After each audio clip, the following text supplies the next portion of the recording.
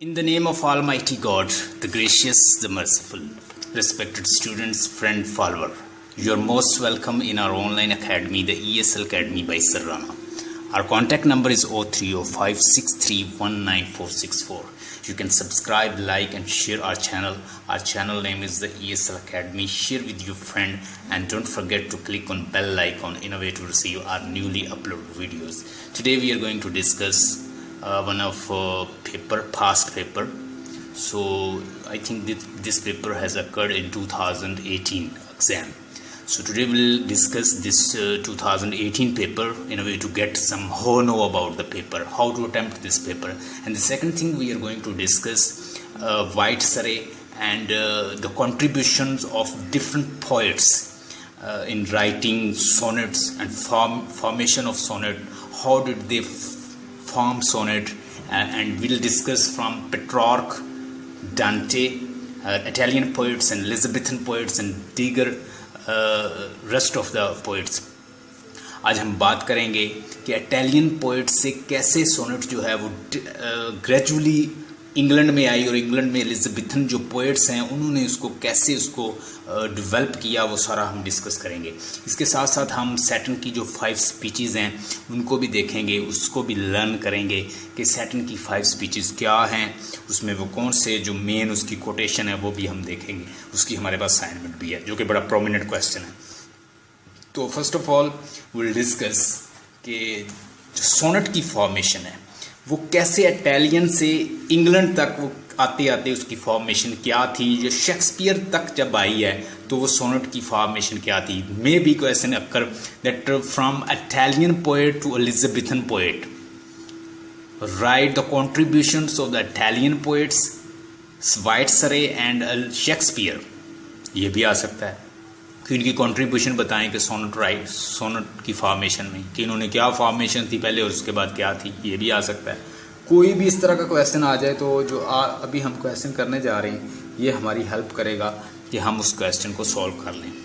सबसे पहले लिखिएगा पेट्रार्क, डांटे और उसके अलावा टेसो. ये इटालियन पोइट्स हैं. इन इटालियन पोइट्स के पास जब सोनेट थी तो किस फॉर्म में थी. इसकी पेट्रार्क की एक गर्लफ्रेंड थी, इसकी बिलवर्ड थी, उसका नाम था लौरा. लौरा से बहुत ज़्यादा प्यार करता था. लौरा से जो उसकी मोहब्बत है उसने उसको अपनी बिलवर्ड के लिए एक्सप्रेस करने के लिए, प्यार को एक्सप्रेस करने के लिए उसने पोइट्री का सहारा लिया, उसने सोनेट का सहारा लिया. इट मीन कि सोनेट नामी जो पोएम है इसका आगाज़ कहाँ से हुआ, इटली से. ठीक है. ये सोनेटो एक वर्ड है जिसका मतलब है सॉन्ग. लिख लें. This word sonnet has come from Italian language and the word soneto mean song. Italian word soneto और उसका मतलब होता है सॉन्ग, यानी एक सॉन्ग गाता था वो अपने लिए, यानी अपने रिदम का एक्सप्रेशन, अपने लव के एक्सप्रेशन के लिए, इजहार के लिए, लौरा की मोहब्बत के लिए वो सॉन्ग गाता था जिसको वो कहते थे सोनेट. ठीक है. वर्ड सोनेटो SONNETO सोनेटो से निकला सॉन्ग, यानी एक सॉन्ग था जिसको हम सोनेट कहते हैं और ये 14 लाइन का होता था. लिख लें. आपको उसकी फॉर्मेशन बताई जाएगी, आपको बताया जाएगा कि वो सोनेट कैसे लिखता था. देखिएगा. इटालियन वर्ड सोनेटो जहाँ से ये वर्ड निकला है, इटालियन जो है इसके बानी हैं, इसको क्रिएट करने वाले हैं और उससे सबसे जो प्रोमिनेंट नेम है, जो father of sonnet Italian Italy में कहलाता है, उसको हम कहते हैं, क्या नाम है, पेट्रार्क.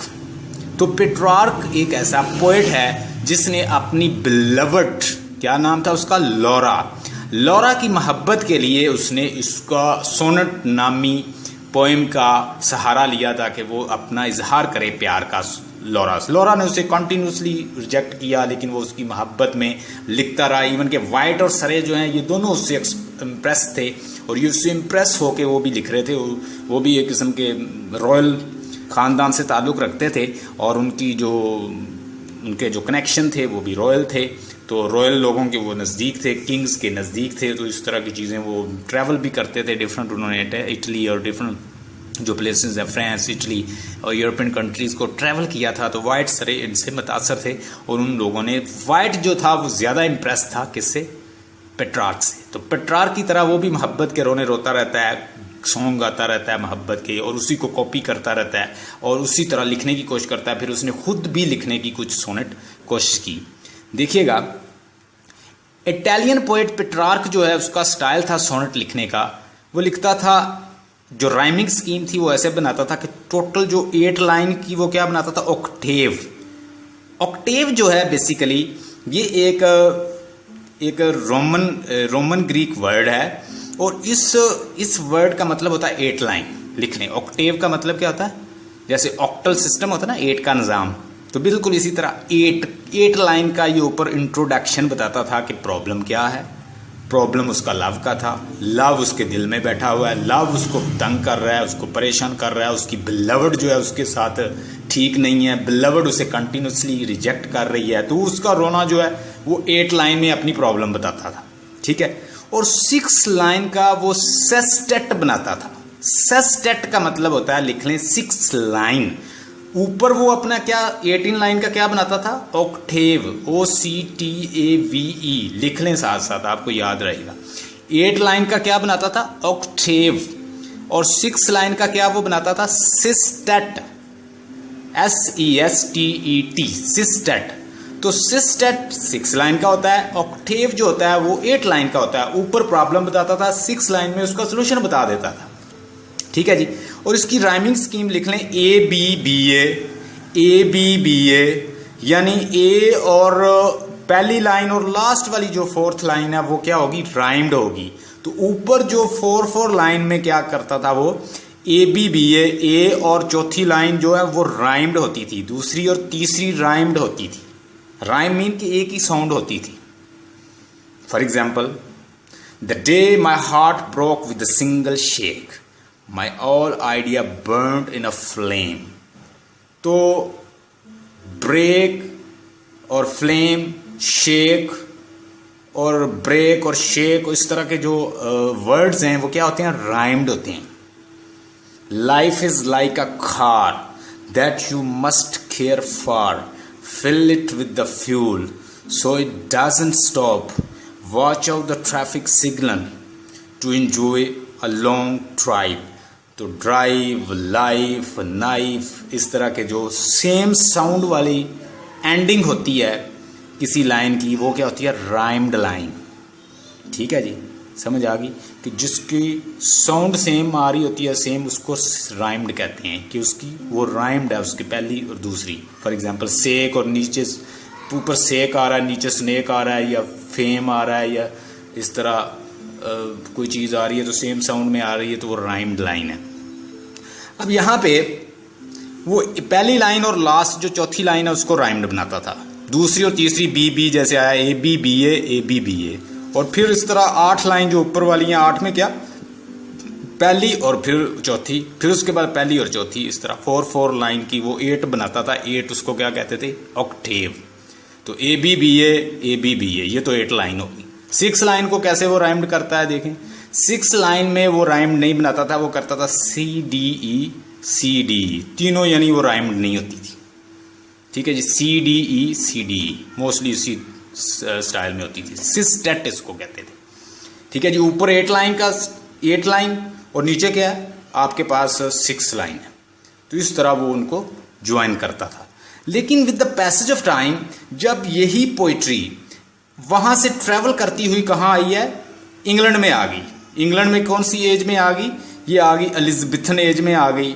ये वहाँ पे ट्रैवल करती हुई इंग्लैंड में आ गई, और इंग्लैंड में डिफरेंट पोइट्स के हाथ जब ये पोइट्री आई, ये सोनेट नामी जो पोएम आई है, तो उन्होंने उसको थोड़ा सा चेंज कर दिया। फॉर एग्जांपल, सबसे पहले वाइट ने तो वही स्टाइल रखा जो पेट्रार्क का था, लेकिन वाइट की डेथ के बाद जब सरे ने पोइट्री कलम उठाया, तो सरे ने क्या किया कि उसने अपने उस्ताद को भी कॉपी किया, क्योंकि वाइट उसका उस्ताद था, उसका टीचर था, तो उससे उसने सीखा था सब कुछ। दोनों फ्रेंड भी थे, दोनों एक ही रॉयल एक स्टेट से ताल्लुक़ रखते थे, एक ही वो ख़ानदान से, और एक ही आप कह लेंगे एक क्लास से ताल्लुक़ रखते थे, फ्रेंड भी थे। अब ये दोनों ने, वाइट ने तो मोस्टली कॉपी किया पेट्रार्को, लेकिन सरे ने उसको थोड़ा सा चेंज कर दिया। सरे ने क्या किया, 4-4 लाइन का क्वार्टरन बनाया। लिख लें, अब सरे का जो स्टाइल है 15th सेंचुरी में सरे के पास, जब वाइट सरे के पास पोइट्री आई तो वाइट ने लिखी हैं 31 सोनेट लिखी हैं, फिर वो जो बहुत सारी उसने ट्रांसलेट भी की हैं किसकी, पेट्रार्क की, और 50-57 में ये पब्लिश्ड हुई हैं किसकी, सरे की, जो वाइट की जो पोइट्री है वो पब्लिश हुई है। सरे ने थोड़ा सा उसको चेंज कर दिया, यानी 31 पोएम किसने लिखी हैं, सोनेट किसने लिखी हैं, वाइट ने। लेकिन उसके बाद जो उसका फ्रेंड है सरे, वाइट की डेथ के बाद उसने उसका ना स्टाइल चेंज कर दिया। ज़रा उसका स्टाइल देखिएगा, वो करता है 4-4 लाइन का क्वार्टरन बनाता है। कितनी लाइन का, 4-4 लाइन का क्वार्टरन जो होता है ना, वो 4 लाइन स्टैंजा होता है। वहाँ पे तो 8 लाइन और 6 लाइन का बन रहा था ना, यहाँ पे वो क्या करेगा, 4-4 लाइन का क्वार्टरन बनाएगा। पहली 4 लाइन AB यानी AB वो बनाता है, फिर CD, फिर नीचे भी 4 लाइन आ गई, फिर नीचे EF। ज़रा लिख लें, पहला जो क्वार्टरन बनाएगा वो किस राइमिंग स्कीम के साथ बनाएगा, AB, फिर उसके बाद CD, और उसके बाद क्या करेगा, EF। तो ये कितने बन गए, 3 क्वार्टरन बन गए। अगर 4-4 को डिवाइड, 4-4 को हम ऐड करें, ये टोटल 12 बनते हैं। अब 2 लाइनें अभी बनती हैं कि टोटल सोनेट कितनी लाइन में होती है, बताएं सोनेट कितने लाइन में होती है, मरियम बताए, फौजिया।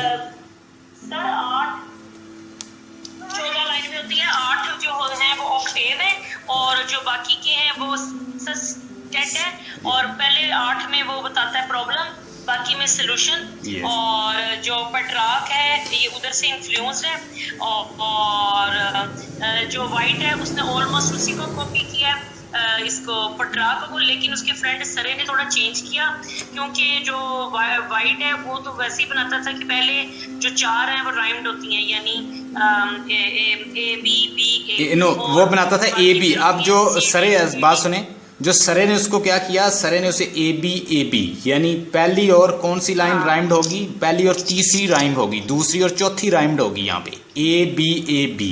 ठीक है, आप देखें A पहला, फिर B और फिर A, यानी तीसरी और पहली लाइन जो आपस में राइम्ड है, जहाँ पे A हम साथ लेटर लिख रहे हैं ना, तो वो राइम्ड लाइन होगी, यानी AB CD, AB CD पहला।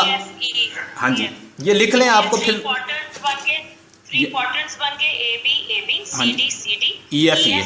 ये सरे ने चेंज किया उसको, और 2 लाइन का उसने कॉपलेट, 2 लाइन का कॉपलेट की सोनेट को चेंज किया, थोड़ा रिफाइन किया। हाँ जी, 2 लाइन का उसने कॉपलेट साथ ऐड किया GG। वो दोनों क्या होते थे, वो एक हीरोइक कॉपलेट बनता है। हीरोइक कॉपलेट कब बनता है, हीरोइक कॉपलेट तब बनता है जब दोनों आयम्बिक पेंटामीटर भी हो, आयम्बिक पेंटामीटर में भी लिखी जाए, और साथ क्या हो, वो राइम्ड भी बन जाए कॉपलेट, तो वो फिर क्या बन जाता है, आयम्बिक पेंटामीटर। अब यहाँ पे देखें GG, इट मीन कि वो दोनों राइम्ड, जो उसने साथ कॉपलेट उसने ऐड किया वो राइम्ड है। GG वो ऊपर 8 है तो 8 के ऊपर 12 है, 12 के साथ 2 लाइन का कॉपलेट मिला दिया, वो क्या बन गया, वो 14 लाइन बन गई। और शेक्सपियर ने हूबहू इसको फॉलो कर लिया। शेक्सपियर ने कहाँ से फिर लिया, शेक्सपियर कहाँ से इन्फ्लुएंस्ड हुआ, वो सरे से इन्फ्लुएंस्ड हुआ। अब आगे हम जब एक्सप्लेन करेंगे कि शेक्सपियर ने किस तरह पोइट्री की है, उसने बेसिकली सरे से इन्फ्लुएंस होके उसने फिर लिखा था इसी स्टाइल में। अच्छा, फिलिप सिडनी आ गया, इसके बाद इसने एस्ट्रोफिल और स्टेला लिखा। ये एक कलेक्शन ऑफ पोएम इसने लिखी, और एस्ट्रोफिल एंड स्टेला लिख लें। फिलिप सिडनी ने 108 जो हैं वो टोटल कलेक्शन ऑफ पोएम्स लिखी हैं, और उसका नाम ये था पूरी जिसके अंदर कलेक्शन थी पोइट्री की, उसको लिख लें Astrophil, ASTROPHEL, Astrophil and Stella STELLA। Astrophil और स्टेला किसने लिखा, फिलिप सिडनी ने। वो भी एक पोएट था, एक क्रिटिक भी था, और उसने पोइट्री के स्टीफन गॉसन को जवाब भी दिया था, आंस भी किया था। उसने पोइट्री को मदर ऑफ इवल कहा स्टीफन गॉसन ने। तो फिलिप सिडनी एक क्रिटिक भी था, याद रखें, एक क्रिटिक भी था, एक पोएट भी था, और एक किस्म का ये भी रॉयल था। ठीक है, इसका उस वक्त की जो क्वीन थी और किंग के साथ बड़ा अच्छा ताल्लुक था, तो ये उनके साथ भी रहता था, उनके लिए वर्क भी करता था। तो फिलिप सिडनी जो है ये भी इस वाइट सरे की तरह बिल्कुल रॉयल लोगों के करीब था, जितने भी एरिस्टोक्रेटिक लोग हैं उनके करीब था और बड़ा ये लॉर्ड किस्म का इंसान था, लॉर्ड किस्म का, ड्यूक किस्म का इंसान था। और इसने उनके साथ रॉयल लोगों के साथ, किंग के साथ इसके ताल्लुकात थे। और ये पोएट भी था, एक क्रिटिक भी था, इसने वर्क भी किया उनके साथ मिलके किंग और क्वीन के साथ। और ये 108 इसने कलेक्शन पोएम्स लिखी, इसने भी अपना सोनेट में अच्छा किरदार अदा किया। उसके बाद सैमुअल डैनियल लिख लें, इसने 1592 में यानी 1592 में इसने भी ये कलेक्शन ऑफ पोएम्स लिखी हैं और इसने भी अपनी पोइट्री को सोनेट को इसने भी तरवीज दी, सोनेट को इसने भी प्रमोट किया।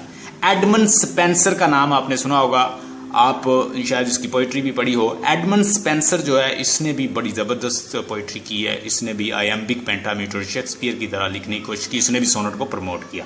एलिजाबेथन पोइट्री के अंदर देखिएगा पेट्रार्कन जो सोनेट हैं, एलिजाबेथन पोइट्री जो है इसमें ज़रा देखिएगा विलियम शेक्सपियर ने 126 सोनेट लिखी हैं, ठीक है। और इसके अंदर जो शेक्सपियर है, शेक्सपियर ने क्या किया, 4 लाइन के क्वार्टर 3 बनाए और 2 लाइन का हीरो कॉपलेट जो है साथ ऐड किया, जो हमने पढ़ा भी है, हमने शायद आपने पढ़ा, shall I compare thee to the summer day thou art are more temperate. अब देखें ना, ये सारा iambic pentas, unstress stress unstress बबा बबा बबा बबा बबा, यानी अनस्ट्रेस पहले आता है, उसके बाद स्ट्रेस आता है, फिर अनस्ट्रेस आता है, फिर स्ट्रेस आता है, फिर अनस्ट्रेस आता है, फिर स्ट्रेस आता है।